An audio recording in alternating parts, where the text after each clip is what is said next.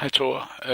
Jeg har siddet og kigget lidt på, hvordan man får hovedtelefonerne her til at virke.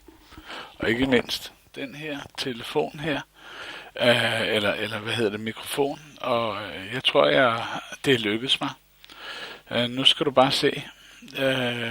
Følg med her på filmen. Jeg kører lige pilen ned her, kan du se, på indstillinger.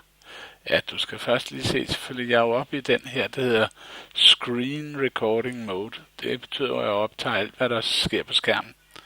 Og så kører jeg jo så herover på indstillinger. Venstreklikker her. Og hvis du kigger her, ja, her er jeg jo først. Jeg kommer tilfældigvis ind på den side, der handler om hvordan jeg har fået mit lille billede på skærmen her. Og det er jo nederst i højre hjørne, kan du se. Men ellers så skal vi over til lyd og kigge herover. Og lyd, den er der. Og hvis du kigger ind her, kan du se, så er der forskellige mikrofoner at vælge imellem. Og vi skal vælge den, der hedder SteelSeries Siberia V3 Prism. Og når den er valgt, så skulle det hele være slået til.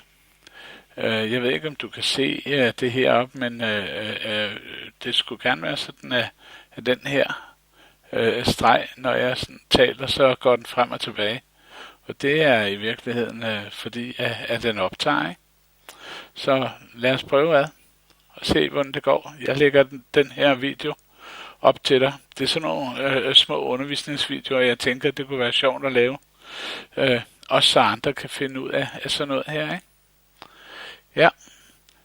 Så fandt vi ud af det, så behøver jeg ikke at køre og bytte dem. Jeg regner med måske søndag, jeg kommer forbi med dine hovedtelefoner til dig, fordi så kan du bruge dem, når du er hjemme ved mor. Okay. Hej igen, ven. Jeg går lige ned og lukker for det her.